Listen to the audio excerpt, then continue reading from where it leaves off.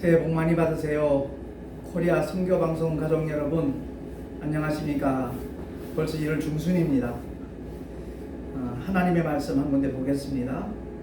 마태복음 26장 21절부터 24절까지 말씀을 제가 봉독을 하겠습니다. 저희가 먹을 때에 이르시되 내가 진실로 너에게 이르노니 너희 중에 한 사람이 나를 팔리라 하시니 저희가 심히 근심하여 각각 여짜오되 주여 내니이까? 대답하여 가라사대 나와 함께 그릇에 손을 넣는 그가 나를 팔리라. 인자는 자기에게 대하여 기록된 대로 가거니와 인자를 파는 그 사람에게는 화가 있으리로다. 그 사람은 차라리 나지 아니하였다면 제게 좋을 뻔하였느니라. 아멘. 오늘은 제가 좀 무거운 심정으로 이 자리에 섰습니다. 코로나 사태로 인해서 생활고가 가중되니까 극단적인 선택을 하는 그런 가족들이 있다금 뉴스를 통해서 보도되고 있습니다. 얼마나 힘들면 그랬겠느냐 이해하는 측면도 있을 수 있겠지만 그것이야말로 이 세상에서 가장 어리석은 선택이라는 것을 우리 함께 깨달았으면 참 좋겠습니다. 한 번 죽는 것은 사람에게 정하신 것이요 그 이후에는 심판이 있으리니 히브리서 9장 27절에 분명히 성경은 말씀하고 있습니다. 빨리 죽음을 선택하지 않더라도 우리는 언젠가 이 세상을 떠날 것입니다. 그런데 그것이 끝이 아니기 때문에 문제라는 겁니다. 죄값은 사망입니다. 여기서 말하는 사망은 영혼과 육체가 분리되는 그 첫째 죽음을 가리키는 것이 아닙니다.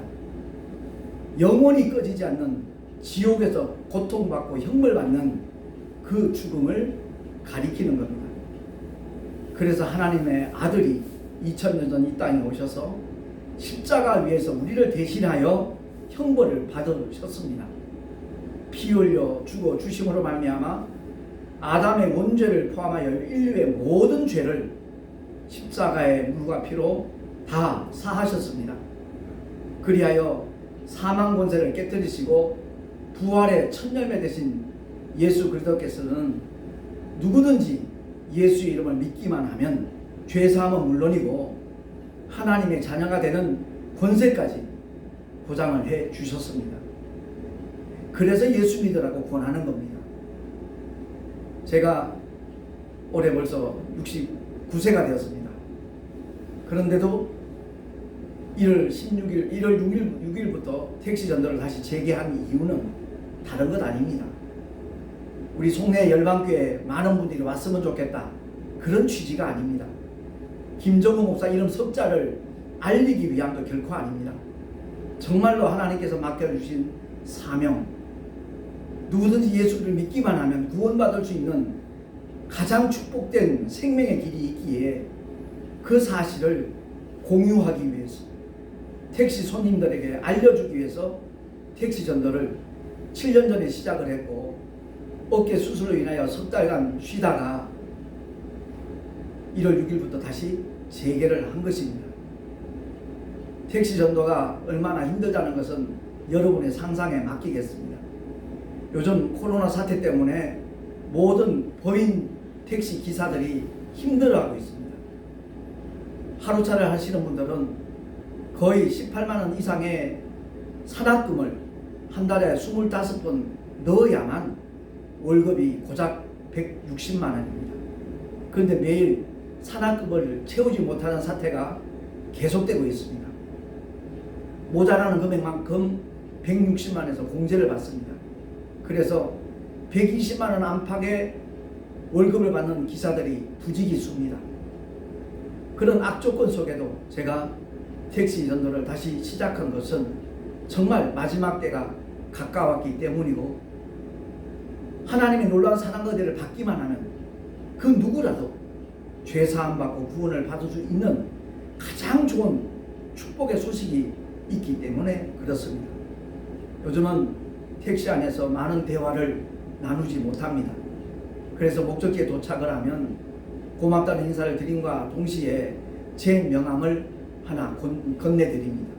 거기에는 유튜브에 우리 코리아 선교방송 김정우 목사를 치면 지금 설교하는 이 내용도 올라가 있고 송내 열방교회 주일 예배도 올라가 있습니다. 그리고 제가 믿는 분들에게 가장 권하는 메시지 중에 하나가 열방교회 말씀 특강이 있습니다. 현재까지 10편이 올려져 있는데 그것을 보면 성경의 흐름도 알고 성경의 핵심도 알고 정말 우리가 어떻게 믿어야 될 것인지 믿음의 내용들에 대하여 그 본질에 대하여 말씀을 강론해 놓았습니다. 오늘 이 시간 이 말씀을 듣게 되는 모든 분들이 정말로 예수 그리스도를 나의 구주로 영원하신 나의 하나님으로 믿고 영접할 수 있기를 소망합니다. 가룟 유다도 예수님을 팔았고 나머지 11제자도 하나같이 예수님을 배반했습니다. 그런데 왜 유독 가룟 유다를 향하여 주님께서 저는 차라리 나지 아니하였다면 제게 좋을 뻔하였다라고 말씀을 하셨을까요?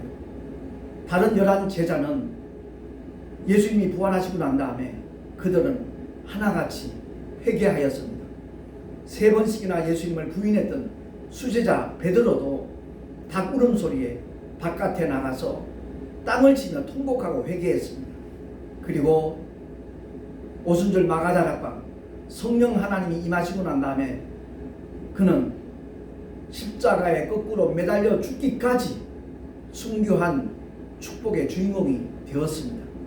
그러나 가룟 유다는 자기의 잘못을 깨닫고 스스로 뉘우치며 목숨을 끊었습니다. 이 세상 사는 게 참 힘들고 고통스럽지요. 그럴지라도 자살한다는 것은 정말로 돌이킬 수 없는 어리석은 영원한 범죄를 저지르는 것입니다. 그 사람에게도 불행이지만 남아있는 가족들에게도 말할 수 없는 고통을 남겨놓는 것입니다. 우리나라가 OECD 국가 가운데 자살률 1위라는 불명예를 안고 있습니다.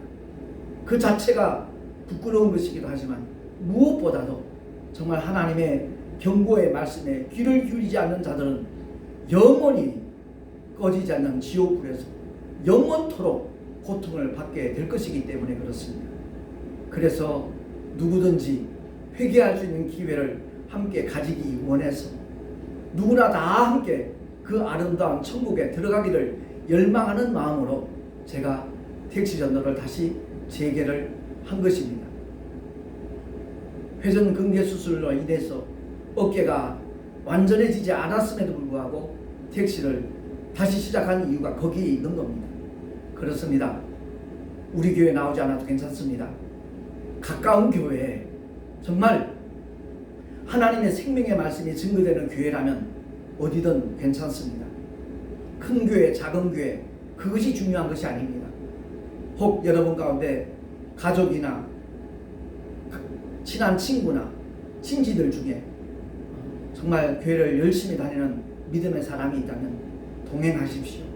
그리하여 함께 하나님의 사랑과 은혜를 받고 언젠가 떠나야 할 이 세상을 떠나갈 때 우리 주님이 예비하신 그 아름다운 영원한 우리 아버지의 집 천국에서 다시 만날 수 있는 저와 여러분이 될 수 있기를 예수 그리스도로 간절히 축원을 드립니다. 감사합니다. 오늘도 복된 하루가 되시기를 바라겠습니다. 고맙습니다.